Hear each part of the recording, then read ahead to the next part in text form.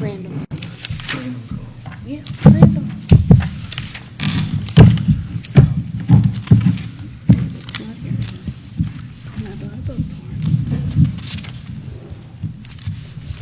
We'll get started at 6:28. We'll go ahead and get started.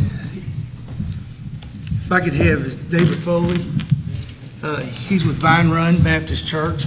If he could do invocation for us.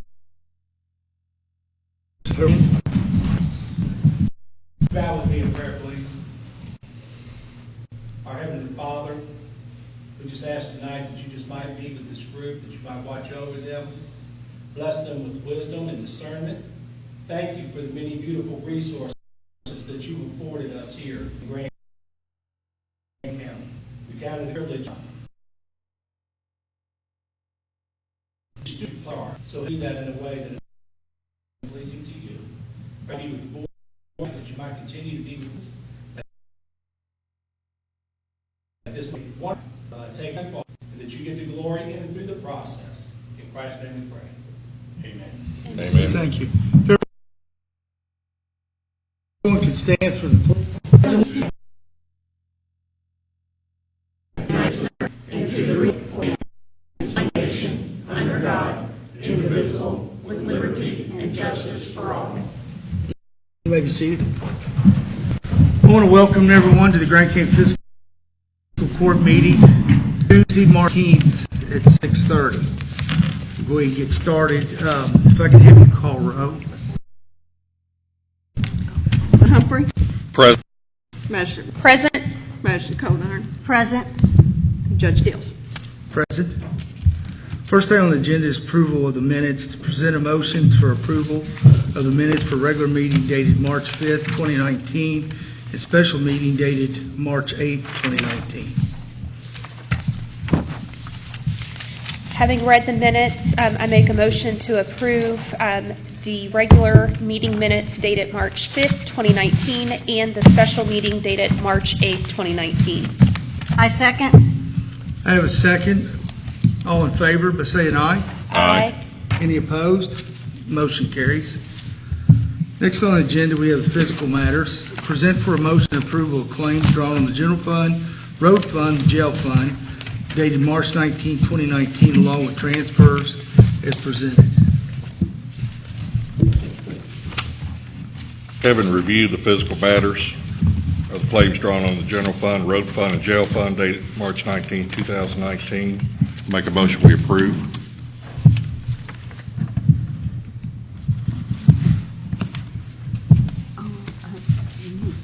I will second. I have a second. All in favor by saying aye. Aye. Any opposed? Motion carries. Next item on the agenda is a resolution. Present for a motion to approve resolution number 2019-09, a resolution of endorsement of Operation Honor. Is anyone here from, okay, I'm sorry, Greg. Joe Montgomery's not able to be here. Joe is basically, I guess, the director involved with Operation Honor. And if I can have the clerk read the resolution, and then we'll present it to Greg on behalf. This is resolution number 2019-05. Whereas the Grant County Fiscal Court has the utmost respect for United States veterans and their families, and whereas the Grant County Fiscal Court wishes to enhance the lives of the United States veterans and their families, and whereas the Grant County Fiscal Court acknowledges Operation Honor, a 501c3 organization that employs veterans to manufacture burial flag cases and honor banners for veterans, and whereas Operation Honor will be presenting a program implementing the Honor Banner program for Grant County, Kentucky, on April 13, 2019. And whereas all veterans on duty, law enforcement, and funders will receive free tickets. And whereas the Eyes of Freedom Memorial, a nationally traveling memorial, will be unveiled and a special presentation will occur, be it hereby resolved that the Grant County Fiscal Court fully endorses the Operation Honor Evening and encourages all county citizens to participate. Chuck Dills, Grant County Judge Executive. Thank you. And Greg, we'll get that out to you. We'll sign it off today, and then we'll get that out to you tomorrow. Okay? Thanks for coming up, and thanks for being involved in Operation Honor.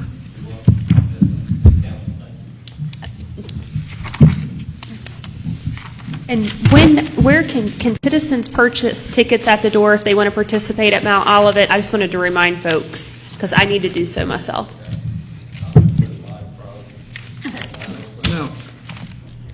Yes, we have tickets. The best way, they have a Facebook page, Operation Honor, and then they have a website as well where you can purchase tickets for spouses or anyone that's not a veteran or a first responder. And the tickets are $15 for the meal. And like I say, you can purchase those online at operationhonor.org. We're just trying to get word out on that. So we also do have tickets during normal business hours at the City of Williamstown. You can go through the drive-thru, you can go in the city clerk's room there, and you can pick up a free ticket for a veteran or first responder, or you can purchase one. So, Thank you. thank you. Thanks, Greg.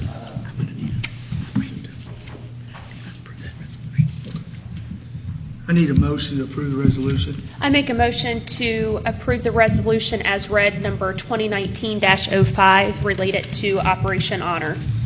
I second. I have a second. All in favor by saying aye. Aye. Any opposed? Motion carries. Next thing on the agenda I want to add is John Siedenberg is here with Stage Right.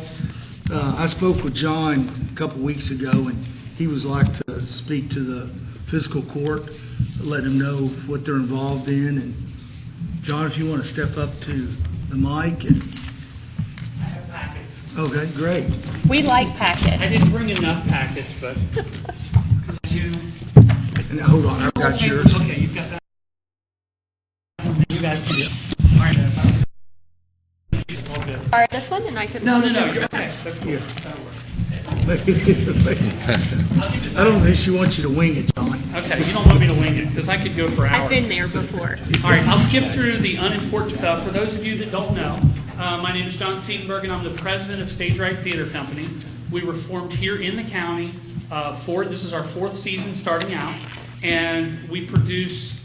Usually our normal schedule has been a made-to-stage summer dinner theater show at Main Street Gardens, and then we've done a Christmas show, which usually has been at Main Street Gardens as well as educational workshops that have taken place both at Williamstown High School and at Grant County High School as well.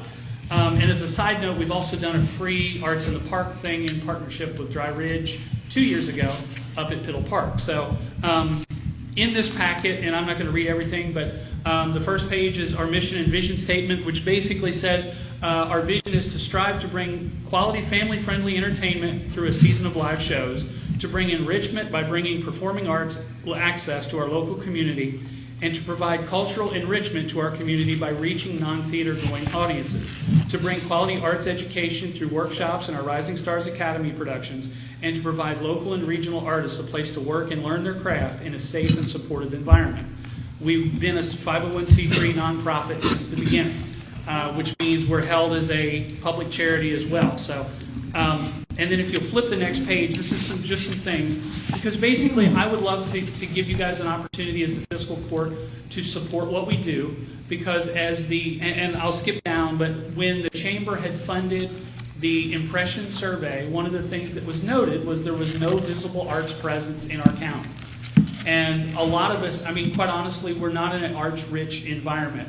Most of this is kind of foreign to a lot of folks after you get out of high school, and I think it's good because by what we're bringing is we're trying to give not just an avenue for our young people, but our existing citizens as well. So just some financial information about our company. Ticket sales account for only about 36% of our total income. The rest has come from corporate and local government sponsors like hopefully you guys. And the way that works is this. Most other 501c3s depend heavily on state and federal financing through grants and other things. We've chosen not to do that. And the idea was this. We're a local community theater, and we want to stay local community. And doing it has been great. Most of our share of our funding comes from local businesses. 97% of every money that comes in goes directly into production expenses. Only 3% cover other things such as web hosting, insurance, office supplies, printing, the overhead stuff. Now, marketing is figured into that 97%, but I don't take a salary, neither does anyone else on our board. So it's all been about trying to put everything back into production. A lot of people don't understand, but to put on a summer main stage show, it costs us about $30,000 to do that. And of that, a lot of it is non-negotiable money that we can't affect. Just as some background, other theaters in the area also receive funding from their fiscal courts. That's kind of what gave me the idea. And then when I talked to Chuck, I'm like, yeah, would you guys be interested? Because I know Kenton County Fiscal Court supports the Carnegie down in Covington, and Pendleton County has supported Kincaid. Gosh, I was a board member there for 8 years or whatever. So they've supported them for a long time. And then finally, approximately 40%, according to last time we did demographics last summer, approximately 40% of our ticket sales come outside the county, 60% are local citizens inside the Grant County area. So we're servicing a little bit of everybody, and it's a great opportunity. Some other information, we're the only professional performing arts company in Grant County. I don't want to say we're the only entertainment, but we're the only thing that produces, I wouldn't say year-round, but multiple events throughout the year. Our summer show usually runs 3 weekends. We would love to expand, but finances sort of figure into that.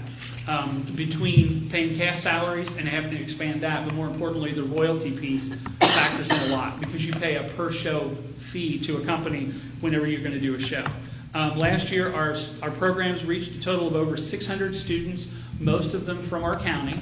And that's in the form of participants, as well as we had over 450, almost 480 students come to our Christmas show, which we offered a $5 ticket to, which I thought was great because then it prevented our kids from having to go to Cincinnati or Lexington and make a long bus trip. Also, we want to continue to offer arts outreach performances at a reasonable cost to them. So that's something we want to continue. In fact, this year, I'll jump ahead for a second. We're doing Frozen Junior for our Christmas show this year, and we're going to do 2 of those educational offerings because we felt that 450 people packed into Main Street Gardens made it a little disadvantageous for the last few rows. So we want to kind of, not so much to make more money, but to try and offer more opportunity for a better experience. We're always expand, but everything's always contingent on funding. So, I mean, obviously, that's why I'm here. But also, I look at it this way. We've always been open to everybody local. So what I mean by that is this. Anytime we do a performance, whether it is like All Shook Up, which is our Main Street summer show, we did 2 rounds of auditions. We did 1 round at NKU, and we did a 2nd round here at Main Street Gardens. They're always open to everybody. We never have closed auditions. You don't have to join a company or pay a fee or anything else to do it. It's literally, if you want to come, you can reserve a time, you show up, and you audition. I would love to see more people get involved. It's just trying to get the word out, you know. And the frustrating fact from running this thing for 4 years is you'll go out and in the community and all this here, and it's like, well, if you come out, and they'll say, no, I haven't yet. It's like, well, you really ought to come. And this summer is the best time to do it because we're doing All Shook Up, which is it's all Elvis music, but it's paired with a modern story set in the 50s. So it's a fun show. It is certainly upbeat and encouraging, so it's, it makes it fun. So, and finally, it's our goal to continue to make the arts both accessible and affordable for everybody here in Grant County, because I think ultimately we can become that visible arts presence here and maybe even grow that beyond that. So here's our season for this year, just so everybody kind of knows. We're doing a Rising Stars Summer Workshop that's open to children, regardless of where they're at, but it's from ages 8 through 18. We're doing it at the high school in Grant County. It will start the first week of June, and it will run for 3 weeks. We'll do performances on a Friday, Saturday, and Sunday, which I believe off the top of my head, it's like the 21st, 22nd, 23rd. I think it's that weekend. We're doing The Little Mermaid, which will be cute. For whatever reason, whenever you do drama, you always get 100 girls and 2 guys. So we had to pick shows that will sort of cater to that. But we're excited about that. So it's open to kids 8 through 18. And throughout that, we run the camp Monday through Friday. And during that time, they're not just taught the show, but we generally will bring in either some of the actors from the summer show or other individuals that have either worked in professional theater, or they teach vocals as well as improvisation, as well as movement, as well as stage presence. All of those things work together. So that's our first offering. Then we're doing All Shook Up at Main Street Gardens. That runs July 5th through the 21st. All 3 weekends there. Right after that, our Murder Mystery is coming back. So I know some people have come to that. So we're doing Murder Mystery one night, October 26th. That'll also be at me. And then Junior, which will be just the first weekend in December. If it sells well, we'll look into adding a second week if we can do it. The kids' shows are a little easier to expand that. Just so you know, when we do a children's performance, it costs somewhere between $8,000 and $9,000 to put that on. We pay our professional instructors somewhere between $500 and $1,000 to come and do that. And then the rest of it goes to royalties, costumes, scenery, all of that kind of background. So it adds up very quickly. Trust me. I've learned in 4 years. When I worked, I was the technical director at Kincaid for 12. So that whole time it was great to say, okay, what's my budget? And then I just go spend it. Now my budget comes out of my pocket, so I'm always kind of like going, okay, can we really get away with doing that some way different? So that's kind of where we're at. And if you'll look through the rest, I'm not going to go through it. But it kind of talks a little bit about some demographics that we have and then what your sponsorship supports. So if you guys certainly would consider sponsoring us, we would certainly appreciate it. We do get Williamstown and Dry Ridge both have partnered with us from the beginning, which has been awesome. Tourism has been a help as well, and Jamie will help us some with advertising as well. And as a reciprocating thing, I've tried to be bouncing things back and forth, because one of the things I think she talked about in the beginning, and I don't know how much you guys are aware of that, but so many people do their own thing, and we've always talked about, okay, when somebody calls me, because my cell phone is the theater phone number, and I'll answer, I'll be on a job somewhere and somebody will call, hey, do you have anything playing? No, I don't have anything right now. Well, what's going on in the community? Okay, go to visitgrantky.com. That should list everything for you, or look up Grant County Tourism, and you'll find that contact point. So I'm trying to direct everybody back through them rather than go, well, there's nothing here, or, you know what I'm saying? I think a lot of individuals have done that, and it's not helped any of us.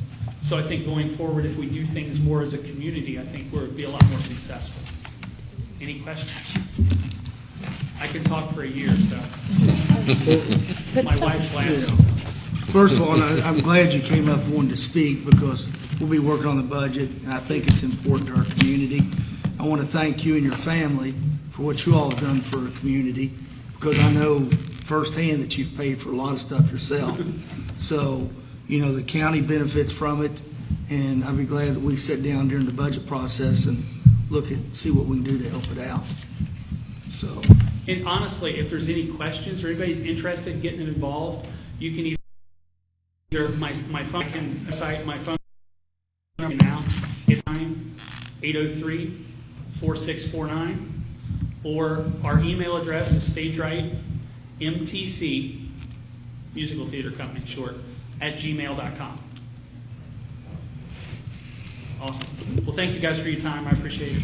Well, thank you, John. All right.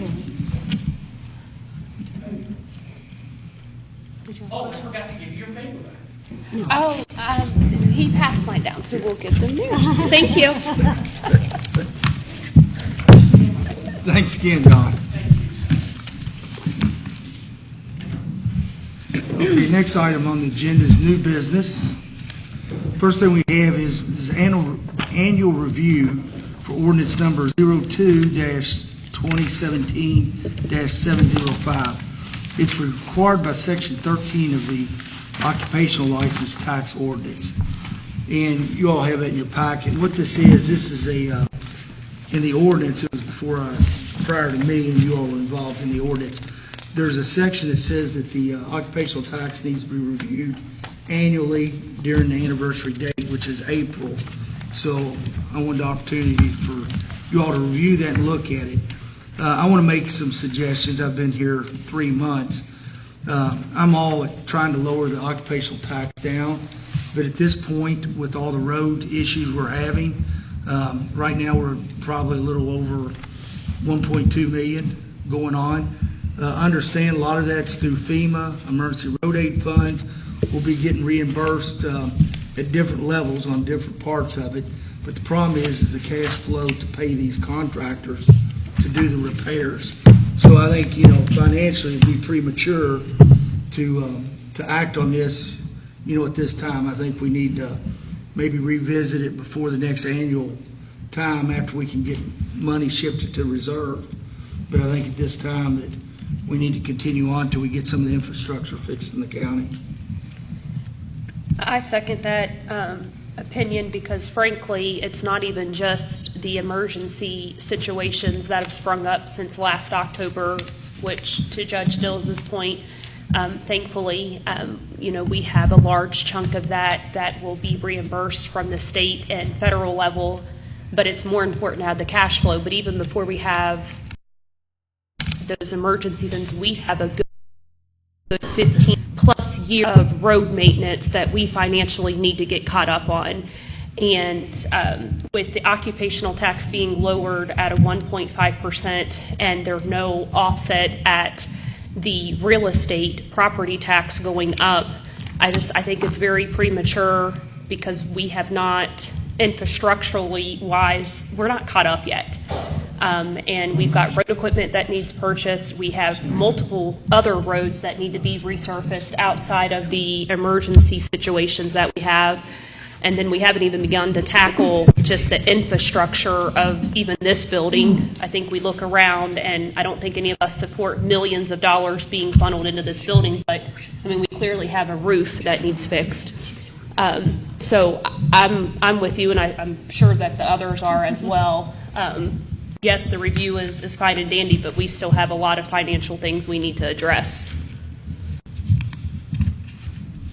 Magistrate Godar, Magistrate Humphrey, any additional to add? I would agree 100%. It's just being out and about in the county. We're behind. Yeah. Over the years that I patrolled the county and the cities, and the years I patrolled the county, there's many, many places in this county that haven't been touched 25, 30 years. Ditches have filled in. Roadways are getting narrower because of the mud and dirt coming up on top of them and taking over the roadways, and fence rows and right-of-ways are getting grown up where we just haven't had the money to maintain. This building here is very historic. I think everybody in this room would agree it's very historic. It's a great building. It's a great old building that has seen a lot of things in history. If those walls could talk, as that old saying would go.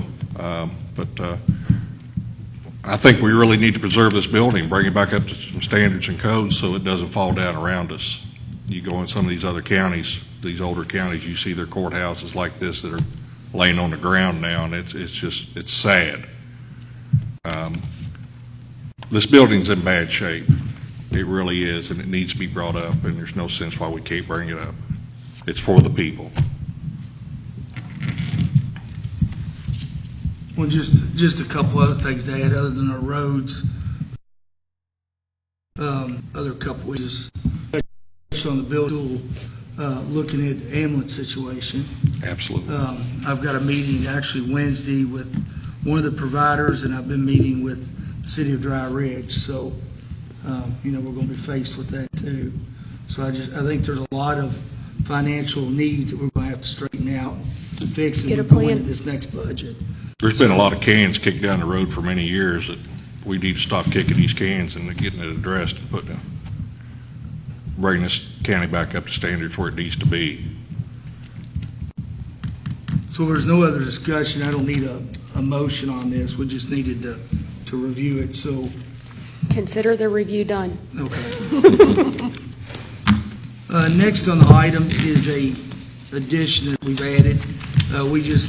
I was meeting with Steve Tatum, our road supervisor, today. We were hoping to get some prices on Blanchett Road of getting it paved as soon as they get the road slippage done. And it looks like that, the bid may be a little over $20,000. So we need to put this out for bids. I've got the- It's another reason why the occupational tax doesn't need lowered, because this, what he's going to bid is not available to be paid for out of the FEMA funding. So, We need to make a motion on that. well, I'm going to present a motion from permission to advertise for bid, repaving of the road, slip repairs, areas of Blanchett Road, Corinth, Kentucky. So I need a motion to advertise for bid. I'll make a motion, we advertise for bids for the repaving of the section of where the slippage occurred on Blanchett Road, Corinth, Kentucky. I second. I have a second. Any more discussion? If not, all in favor by saying aye. Aye. Any opposed? Motion carries. We have, who wants to go first? Sheriff Maines, do you have anything to report? I don't have anything to add this week other than our 3 cruisers we spoke about that are still out. We were told this week that they're in Chicago and they're unable to be delivered at this time. Ford's having some kind of issue with delivering vehicles, so we're still waiting on those 3. Can we go get them? We asked that question and they said no. Actually, Paul Miller Ford called the plant and said, hey, can we send our own carrier to come get it? No. They're there. I bet I don't they're think, not- they're not there, they let them come and get them. Yeah. they probably want you to come and get them, so we leave them alone. Mike Webster, our jailer. Just real quick, 268 state, 54 county inmates. We picked up 1,290 pounds of trash with the county, on the county crew, and also the state crew went from pretty much county-wide all the way down to 25. I've noticed a lot of the areas that, over in the Mountain Zion area and some other places that, I'll be honest with you, they've been trashed for years. I mean, they had moss and mold growing on some of the trash that was on the roadside, and those areas are cleaned up. And I want to thank you all for that. It's made a great difference. And the people over there notice it too, because I stopped and talked to several people Sunday, and they've seen you out there, and they're very appreciative of it. Yep. We're trying to do as much as we can, you know, loan season's coming on, so right now is our big time to get out in front of the trash. Because you can Get it see picked that. up before. When the grass starts going in between mowing grass, we'll try to get out and get some more. Mike, how many state inmates did you say? 268 back, Thank you. if you want. Okay. Oh, and one other thing, as of right now, I have only 2 spots available, and they're both part-time. I do have one gentleman that's finishing his final stages of pop standards, so I probably will be losing one, but I do have reserved applications in the shelf waiting for us instead of us begging. Well, and that should be on the front page of the newspaper, Mr. Marshall, because I don't know of a time that I can recall the last time that Yeah. facility has been fully staffed with employees. We're not talking inmates, but employees. So that's a pretty big, but I didn't, there's another thing, I didn't get a rundown from training on the hours we trained, so I've got a very large class of new employees in training right now. They should finish their training next week sometime. And at that point, they'll be out on the floor, be shadowed, and do the FPO work. It's the first time in a long time. Yeah. the employees have. Good job.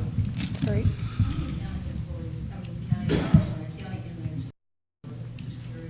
Today, 4. Yeah, Yeah. that's what it. How's that number fluctuate, Mike? At the highest, Roger, that I believe I seen was in the 70s. Yeah, like 75. Okay. And we've been as low as 30 some, so it kind of ebbs and flows. Historically, the summer months go a little higher. Yeah.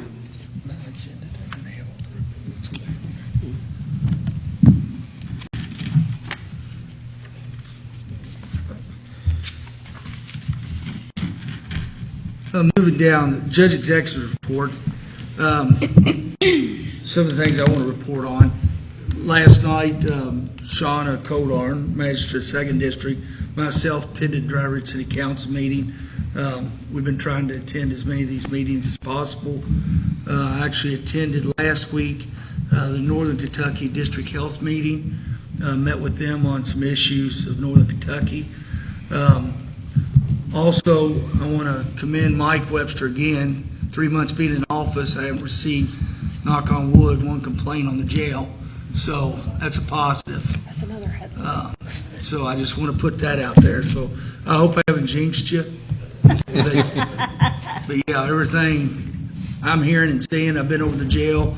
I've done walkthroughs, visits. I try to get around to all the offices, and everything seems to be running smooth. So I want to commend him for that. Also, while I'm talking, is Brian Maines, our sheriff. You know, I see their activity reports. They're getting reports out, doing patrol. I see a lot of community-oriented policing going on in Crittenden area, Grand County Park. The deputies are getting involved while the kids are playing on the basketball courts, shooting a little basketball with them while they're up there. So, you know, our youth needs this mentoring. Same thing John's doing with his program. We need a lot of it. It keeps kids out of trouble and has them respect their adults. So I appreciate that, Brian, what they're doing. Also, I want to touch base again with the ambulance. We had our first mayor and judge exec meeting. We're going to try to have these monthly. I've got another one scheduled in April. It gives an opportunity where I can sit down with all the mayors. We can share information from each of the cities and the county, interests, concerns. One of them on the priority of our discussion was the ambulance concerns. We're in some deep discussion on it, and we'll be meeting to discuss more so I can bring it back to the court. So I just want to let you all know that. And as I said, I'll be meeting with AMR on Wednesday, at least to see both sides so we can compare apples to apples of what we need to offer to the best of the county. Other than getting out to all the road issues, I know we wore Steve Tatum out again. I mention that every meeting. I get copied on all the emails to him. I apologize. The water has messed up the roads, not only in our county, but other counties. And I commend you. As of right now, when we put a phone call out within 24 hours, they're getting things fixed. I don't know how they're doing it with the staff, but they're doing it. Just keep up the good work. You're doing a good job. So I won't go any further. I'll let Jacqueline Riley, manager of the 1st District, report from the south end of the county. Just to piggyback on Judge Dills, that's absolutely true as it pertains to the road department, to the point where I even feel bad when I call on the weekend and share some concerns, and the leadership or the ownership is there where we've had folks work the weekends, and it's not due to snow removal, it's due to mud issues, road sliding where gravel needs to be placed. And so I appreciate him and the 2 folks that came in 2 Saturdays ago, somewhat last minute and completely pouring down rain for that matter. So thank you for that.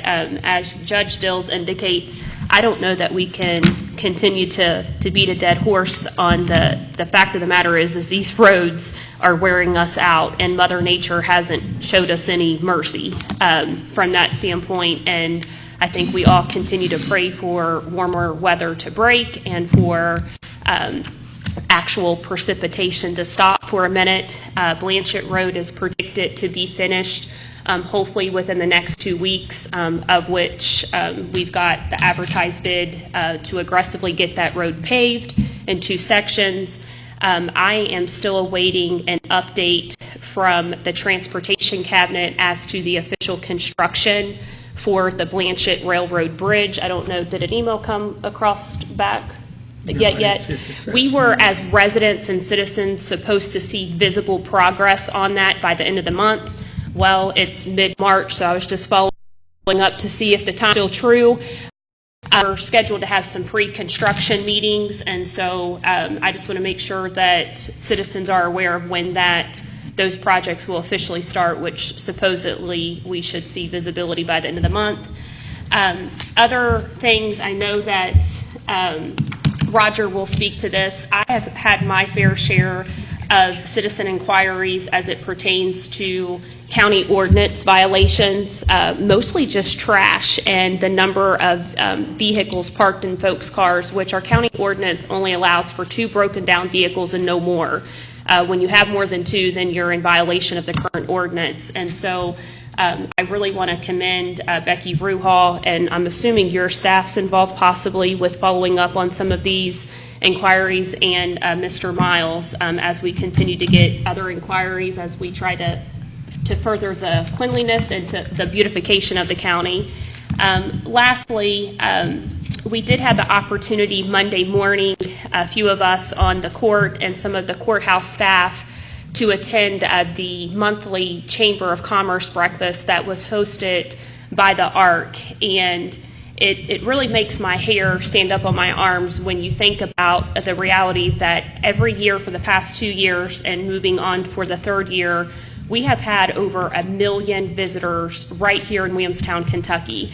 And the ARC has really challenged us as Grant Countyans, as small business owners.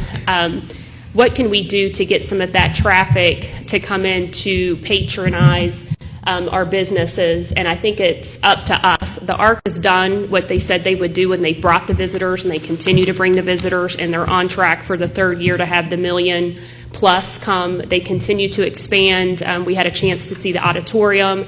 And I wanted to make a plug also for Grant Countyans. Anyone that has a license, if you're looking for a dinner date, parking is free for the entire year. All you have to do is show your license, and you can go and have the buffet, and it's delicious.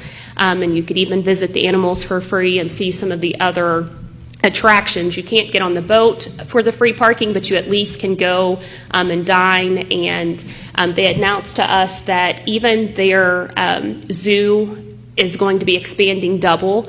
I think they have 60 or 80 animals, and that will be doubling. And something also exciting is even a larger park to play with handicapping. That's in a future phase as well. And so just wanted to make the plug that there are some exciting things continuing to happen at the ARC. And for those of you in the audience that are business owners, they're really challenging, the chamber and others. What can we do to help facilitate that traffic off of I-75?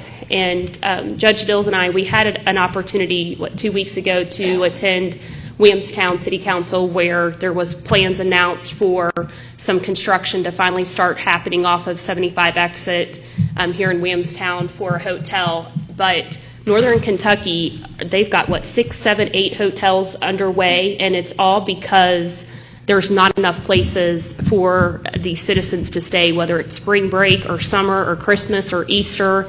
And so that continues to be a need. So I just found that their presentation very interesting. And if you remember, he said people are having to go to Louisville and Lexington Oh, for yeah. hotel rooms. Yeah. Well, even when we camp, my family and I and friends, we camp at Laurel Lake, which is over 2 hours away. People are camping at campgrounds and commuting to Williamstown over 2 hours away because that's the closest place that they could find even a campground. And so there's a lot of opportunity for entrepreneurs out there that want to embark on a new journey as far as a business creation too. It's just, looking into that. And so that's just interesting. So anyways, I'll be quiet and pass it on to District 2. As Jacqueline said, we did attend the ARC Encounter. Their new facility will hold 2,500 people. It's inside. It's about a 36,000 square foot building. So it's Crazy big. Yeah, and they have already got 2 venues, and I know one of the venues sold out already. So I think we'll see more coming. I don't think they've actually, actually scheduled everything yet, so they don't want to be saying stuff too far in advance, but I think they have maybe a women's conference coming up. And then on Easter Sunday, they are having a Easter sunrise service at 7 a.m., I Yeah. believe. And again, as Grant Countyans, you can get in for free for your parking to attend that. To attend that. So, and then, of course, they'll have, I think, did you Brunch. say? Yeah, Yep. a brunch following that. So that's a real good thing for the county. As we said, I've been traveling roads. I think Steve can attest to that. We've still got Yeah, for our vehicle, it'll have it, and, you know, it's good because sometimes there'll be people outside, and when they see that, they're more apt to stop and talk to you, and I had several that have been stopping and talking, you know, and said, you know, we're glad you're traveling the roads like you are. I've still got some major issues on Ford's Mill, and I have a issue down by the lake off of Reeves Road. They've got some really major problems on some roads down in there, so we're gonna have to do, they've got the road coming up in the middle, they've got huge potholes, and we're gonna have to do something, there's just no other way about it. And then, traveled Bolts Lake Road, it's pretty rough looking too, I think we had talked about that. Chuck said we did attend the Dry Ridge City Council meeting yesterday evening. I found out there that they no longer have their K-9 unit, and they will not be instituting another one to replace the one they lost. And there's also a potential for a new city administrator to be hired there. Chuck? Like a new position? Well, yeah, but I don't think it will be, I think it will consume someone within the city there that already works, maybe combining a job. That's my understanding on that. Also, Chuck, on March 8th, they had that meeting on those 6 alternatives for the outer loops. Oh, yes. Yeah. And I stepped in and out, I had attended the meeting up here. From what I understand, didn't they go ahead and narrow that down to 3? Yes, And they Grant- basically narrowed it down to 3, and 2 of them actually go through Grant Yeah, County. 2 of them actually are still. One of them goes between Crittenden and Walton, I believe. Yes. The northernmost one. But it was supposed to hit Grant County at some point, and then the other one that stayed in the study is the one that goes outside, on the other side of Williamstown, you know, and I know Pendleton County is very anxious to, you know, get that one, because that would connect them into an economic situation there. We are working on Jameson Road now, on the slippage over there, and I'm sure the people will be excited about that. They will Yeah. be pleased. So, I think that's about it. Your turn. Take us on home, Roger. Bring back to the ARC again, we attended a magistrates conference down in Lexington, I'm sorry, it was in Louisville, and commissioners and just the from all 120 counties was in attendance to this very large conference. And anytime we talked to anybody, they would say, where are you from? We say Grant County. The first thing they'd say, oh, that's where the ARC is. And we're going to come up here and see that, or we'd like to come up here and see that. And I told him to get a hold of Judge Dills that he'd give him free tickets. So. Wrong. No, that's all public now, Roger. It was nice to have that, you know, whether you love the ARC or hate the ARC or in between on the ARC, it has a very large attraction. It's really reached out to a lot of people. And going on into the roads, again, we got roads that are just in horrible condition. Talk about that ordinance. That ordinance, we're going to have to, I think we're really going to have to review it and rewrite it. It allows you to have 2 junk vehicles on your property right in your front yard if you want it, and it don't say they can be there 30 days or 30 years. And I'll be honest with you, I've traveled a lot of roads in this county. It looks like some of them cars have been there for 30 years. It's ridiculous. If he's my neighbor, we'd probably be having some words. Then you'll So, be at the chamber. Then we'd be seeing Mr. Webster. But it just needs some more teeth in it. It really does. It needs to put some more limitations in it. Several mobile homes across the county, not only in District 3, but across the county, that are just abandoned and have been stripped of their metal. It just sitting there in disarray, and just an invitation for. Roger, put that on your list, because we should approach the 109 board, because there are some funding available that could be done project by project. And Yeah. you were absolutely right, because a lot of times these folks just don't financially have the money They don't. to take care of that. But I had been told like a 50-50, the grant pays a portion and the resident pays a portion. I would love to help you with I'll that, speak because with I have a Miles lot. tomorrow on that. Yeah, We have it's- quite a bit. There's a lot of that across the county. And I'm not picking on the farmer. I'm 100% for agriculture and farmers, but, you know, I passed some farms that had,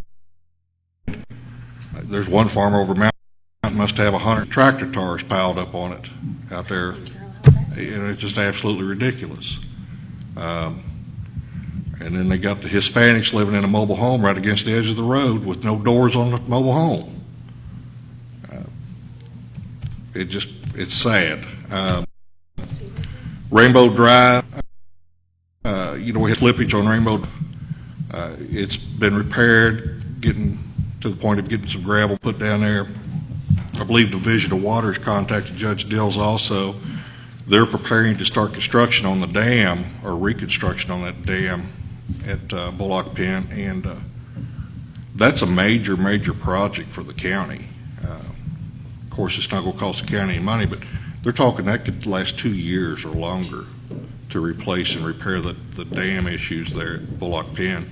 Bullock Pen is a major source of drinking water, potable water for Crittenden, Verona, Mountain Zion, many areas of the county. So it's going, we had to get this done quick, and we got it done quick, and any damage that is done while they're doing their construction, it's already in the paperwork that they're going to repair and replace, so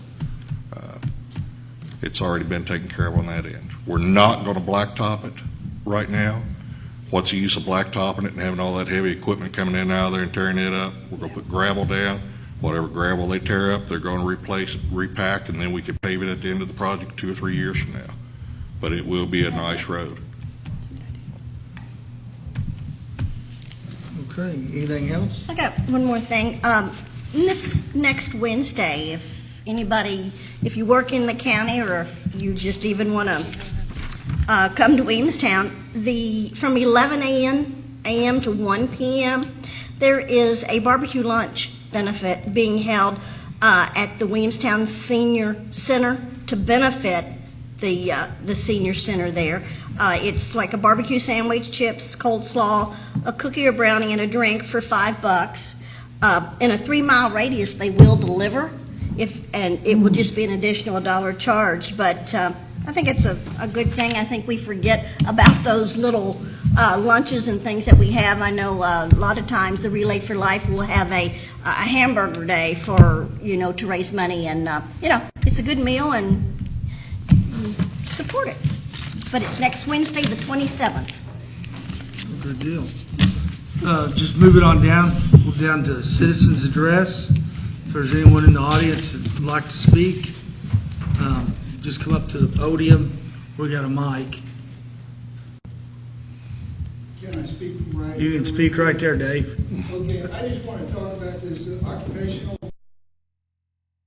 license issue. Yeah. A couple of years last year. I wish you all, when you go to drop this down, you look at the citizens of Dry Ridge, the city of Dry Ridge. They're already paying 1.25% to the city. And I don't know if they dropped that. But I think instead of dropping this down to 1% across the board, if you do anything, I think you need to look at dropping it for the citizens that, that pay Dry Ridge first, and drop that for them and see how it falls out after that. At least do an evaluation on it, and because they're getting hit twice. One's by the county and one's by the city, and if we can alleviate a little bit of that. Yeah, I agree with you, and we're in the process. We're reviewing a lot of ordinances. I met with Stephen today on issue about Airbnbs out in the rural area, the unincorporated areas. So, there's a lot of ordinances we're trying to update and look at, so that's definitely on the radar to consider. I would just follow up with that anybody that lives in the city is paying. We're going to all, Lorenzo's got taxes, Crittenden, I'm sure, has got taxes, Williamstown has taxes, everybody's got taxes. Payroll tax? Payroll tax? Well, I'm talking the payroll tax. No you have other to work. cities do, but it's very common for other counties and cities, like in Hamilton County and like just other places, period. It's very common that there's a duplicate tax, because when you start roping off one city, then what's going to happen when other cities do implement an occupational tax? Yeah. We looked at that, and it becomes very cumbersome, and I'll just be quiet on that for right now, till we get to that point. Anyone else? I need to keep. no one else has any comments before the court, one, I want to announce on the reading we did on the asphalt for the pavement of Blanchett Road, scheduling a special meeting April 8th, 2019 at 5:30. Does that work for everyone's schedule? That's a Monday, right? Yes. Yes. And the reason why we're trying to do this before the next meeting is, one, this won't advertise in the paper until next week, and we're trying to get Blanchett Road the minute that they get done working on it to get. We want to get it out of there and, start fixing that road back and cleaning it up. I know Debbie has sent me stuff. The road's a narrow road. This big equipment's having to get over for other vehicles, and because of all the water we've had, they're rutting the side of the road. So we need to get in and get the roads repaired and ditched. So then we can come back and address This is a those. priority, and I think for all of us to get that done as quick as possible. So does that work for everyone? Okay, so we'll have we'll have a special meeting April 8th at 5:30 here at the courthouse. It'll be in the judge exec's office. If we get a large crowd, we'll move up to the courtroom, but normally, and that's the only thing on the agenda, is to open up the sealed bids from the asphalt companies. Just want to remind everyone that we'll hold our next regular meeting April the 2nd, 2019, at 6:30 p.m. That's all we have for tonight. We'll be adjourned. Need a motion? I make a motion to adjourn. I second. We have a second. All in favor by saying aye. Aye. Motion carries. I always want to get out of here. I'm going to tell you all, I got a call. Well, I go to church with a lady that lives on Menifee Road. I need to tell Roger about this. And she said, Pat, she said, our neighbors, and she said, he's got ours in the front yard.